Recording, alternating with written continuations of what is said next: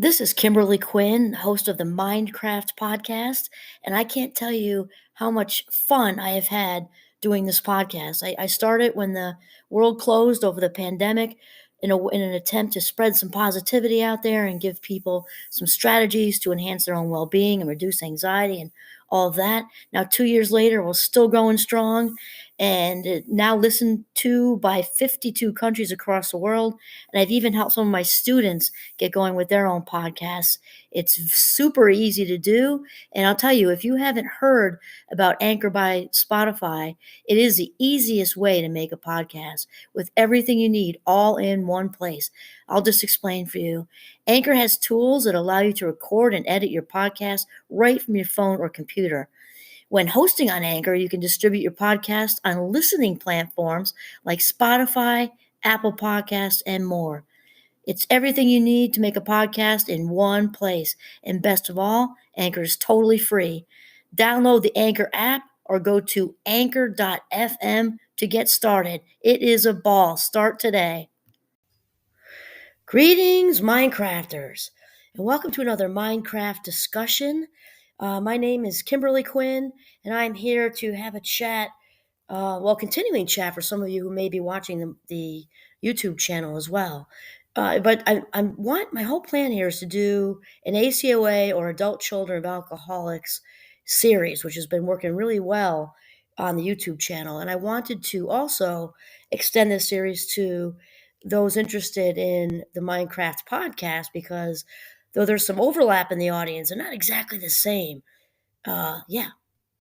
So right out of the gate, I'd like to do a shout out to Janet Geringer-Wojcicki and also Claudia Black because they were the two pioneers, at least the ones I listened to anyway, back in the 80s. These two women are just dynamos. And I remember way back when I was at St. Mike's as an undergrad, I was in an adult childhood alcoholics group at the counseling center, and Claudia Black came to speak at St. Mike's actually, and a little tiny powerhouse that she is. And to this day, I just remember how dynamic that was and how it got me going on my healing journey, really, in recovery from, growing up in an addicted household with so much turbulence and shame. And one of the first things that Janet touches on is she has a list here, but that adult children of alcoholics, we often guess at what normal is. I mean, think about what incredible sense that makes because when we grow up especially as, when we're little children, our whole world is, really small. It's our living room, basically, mom and dad or dad and dad and whomever, maybe there's a grandparent around. You have a couple of friends that you have to be brought to their houses and picked, it's like very, very small world. And so it's easy to grow up thinking that the loudness is normal, maybe even the violence is normal. I definitely have violence in my house and also this smoothing over of emotions, the blatant not talking about emotions, and we kind of learn from the ground up that this is how the world is because this is how our world is.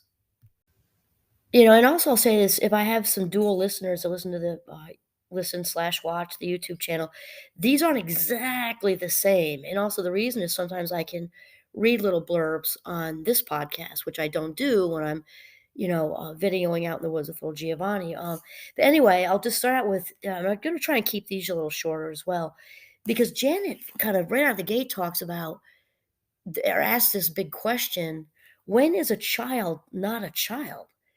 And then she answers with, when the child lives with alcoholism. This is Janet Geringer-Wojcicki, and she wrote the book Adult Children of Alcoholics, which has been it was on the bestseller list for a very long time, 3.5 decades ago. And it's still, I guess I would call it an oldie but a goodie. Anyway, she says, when the child grows up with alcoholism, she says, but more correctly, when is a child not childlike? I love that. And she says, you certainly looked like a child and dressed like a child. Other people saw you as a child, unless they got close enough to that edge of sadness in your eyes. God, I can relate to that. Or that worried look on your brow. You behaved much like a child, but you were not really frolicking. You were just sort of going along. Wow, I can just remember that. I can remember just going through the motions of that, and I can remember feeling different and not knowing why I felt different. Of course, I also have the ADHD thing too. But I'm talking specifically about my family system. I remember on some level just getting like, I don't think this is right, but I don't really know because I'm a kid and I don't see a lot of other people really. I mean, you go to school and that's structured and different. But as far as other households, and when you're 7 and 8, you don't have a lot of exposure to other households. And anyway, so just kind of can relate to that feeling. And then she writes, "You behave much like a child, but you were not really frolicking. You're just going along. You didn't have the same spontaneity that the other kids had, but no one really noticed that. That is, unless they got very close, and if they did, they probably didn't understand what that meant." And looking when Janet talks about the same spontaneity, kids are naturally spontaneous, right? And in one of the other Minecraft episodes I did on the YouTube channel, not related to this actually, but the spontaneity thing is what just tripped my cord right now and led me to a squirrel moment. Is that in order to joy is spontaneous. Kids are naturally spontaneous and therefore naturally joyful. And so if you felt as a child you had to be calculated and planned and have control and you weren't as apt to be spontaneous, I mean, logically, that you didn't experience very much of any joy either. And when I did the other one on Minecraft too, I thought, oh, this is just such an important foundation. For some reason, I'm feeling this is even more important as I do the podcast for this is similarly because it's huge to not have had a childhood, or to at least not have felt that you had as much of a childhood as other kids. And of course, there's no such thing as a perfect family. However, thankfully, I think, many children are able to be children and be free and kind of frolic around. And though for those of us who grew up in an addicted family, we were surrounded by a lot of intensity, and not all the time, which also can be confusing too. But most of the time, I definitely felt the seriousness in the air. And sometimes the levity wasn't necessarily authentic, which also had little kid radar up because then you don't know how to trust people. But that's a whole other episode that's coming. So Janet talks about that the fact remains that you didn't really feel like a child. And she says you didn't even have the sense of what it's like to have a child's feelings. That is so freaking huge. Because kids, as we know, are naturally, playful and spontaneous, as we were saying, which you can't be if you're worried a lot. You're 6 years old and you're worried about, dad passing out in the recliner and not making the bus, or mom, not doing her thing, or just glazing over, the pink elephant with the purple polka dots on it on the couch, and not, talking about Uncle so and so who's doing inappropriate things, whatever. And she talks about, I like the analogy. She makes an analogy to a puppy. She says, a child is very much like a puppy, offering and receiving love freely and easily, scampering, somewhat mischievous, playful, doing work for approval or a reward, but doing as little as possible. Most important, being carefree. If a child is like a puppy, you were not a child.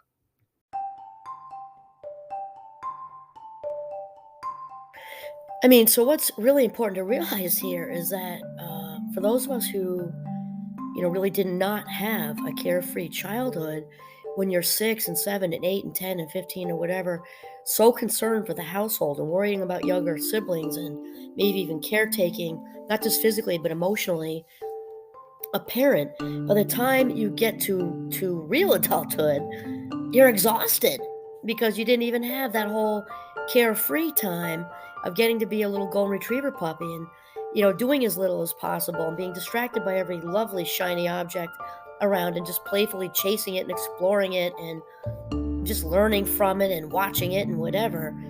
And what's really important here is to realize that people say, oh, kids are resilient. Thankfully, kids are resilient. And that said, these seeds that are planted early do have an impact on us as grown-ups and really need to be worked through in order to fully enjoy, phase 2, 3, 4, 5, or whatever we're going up to with adulthood, because that inner child, that inner 5-year-old who was so worried about mommy or daddy or mommy and mommy, that inner 8-year-old who was caretaking her younger sibling, that inner 9-year-old who was caretaking a mom who passed out, that inner 10-year-old who was worried about their parents' marriage. All of that, all of those seeds planted, grew into something. And of course, there's some positives in this with resilience and everything else, but that inner child often gets stuck to a certain degree and or shaped in a way that leads to certain behavioral patterns in adulthood, which what we're going to talk about for the rest of the time. So this is a good start for everybody who's listening. I hope it's working for you, and if you are listening, there's a reason, and give yourself a big, huge pat on the back for having the courage to look at this stuff, which might seem really scary to you. And that said, this is informational only. These podcasts not meant to be in the place of any professional treatment.